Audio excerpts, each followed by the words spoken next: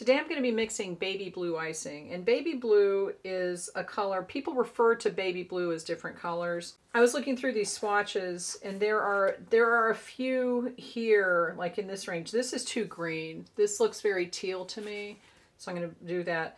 This is still a little teal.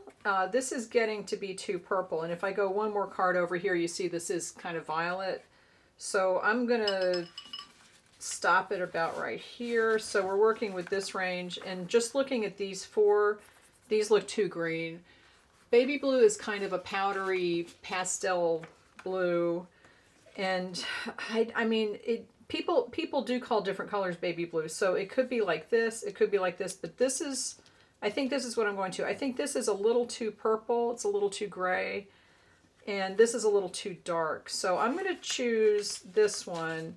And it should be pretty easy to get a color that's a light blue. Let's add a little tiny bit of blue to some white icing and see what happens. As far as how much to mix in, you really don't need that much, obviously, if you're doing a light color. The easiest way to do this would probably be to use this. And I'm not sure what color this is. This is Wedgwood. Okay, so this is a very pastel, kind of dusty blue color. I'm going to stick with the primaries just in case people don't have that. So this is royal blue, but I'm going to start with this, and I'm going to use a teeny tiny bit of icing with a toothpick on this, just because I don't want to drop a whole drop in there if we're trying to get a really light color. So I'll just put a little bit of this in. I'm going to start with a little tiny bit of this on a toothpick so that I can control how much goes into it, because this is a very small amount of icing. Now, if you're doing a full pot of icing, like a full batch, you can probably put just one drop in here, but I would be very careful and just start out with a tiny bit, because we're going for a color that's very light, and it's not going to take that much food coloring. This probably is going to get it just somewhere around here. And this might not be the right tint. It might be a little less pastel than I want. So that is something else to think about. Yeah, see, this is going to be like a sky blue. This is going to be, and you saw I put a tiny dot of icing, food coloring in there.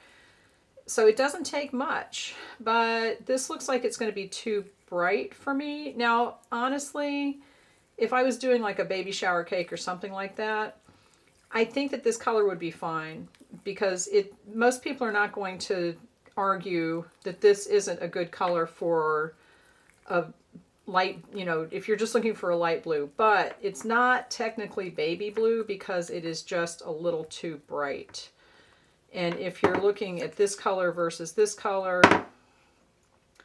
it's pretty obvious that this is it's a lot brighter. It's not as purple. This looks like it's got a lot more violet in it. It's just baby blue is kind of a strange color, so I'm not going to put any more blue in there. I'm thinking what I might want to do, I guess I would have to put a little tiny bit of red in there. That makes me super nervous, but you guys know how I feel about red. I'm going to use some Americolor Super Red, and I'm going to use the tiniest drop that I can, because red is such a strong color. And this is really light, and there's not very much icing. So look, I've barely got any on there, but I'm going to put that in there now. Oh, okay, we're going to see what happens. I probably will, well, I was going to say I probably will need more than that, but you see, like, it's just a few little tiny drops. But red is such a strong color, and see, man, that's making a lot of color in there without me doing very much. Adding oh, look at that.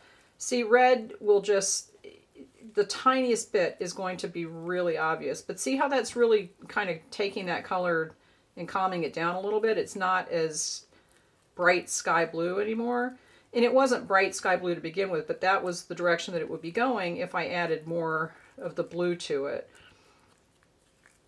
Oh, I should have saved a sample. I always forget to save a sample of each iteration of the color. And make sure that you're really scraping the spatula and the bottom of the little dish as you're mixing it, just to make sure that it does, mix in. Now, okay, I think that's good.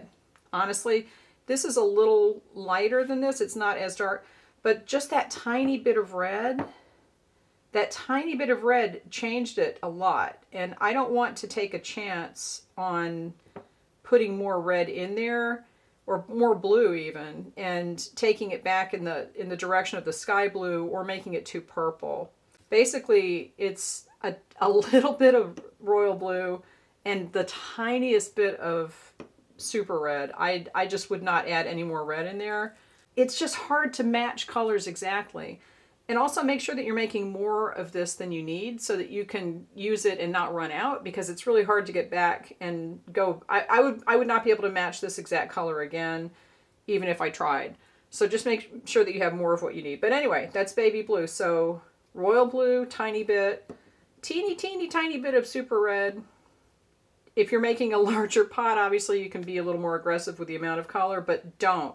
Start low, increase the color as you go. You can always add more, you can't take it out. You can add more white back to it, but if you don't have more white icing, then you're in trouble. But this is really a pretty color, and it actually does match this swatch.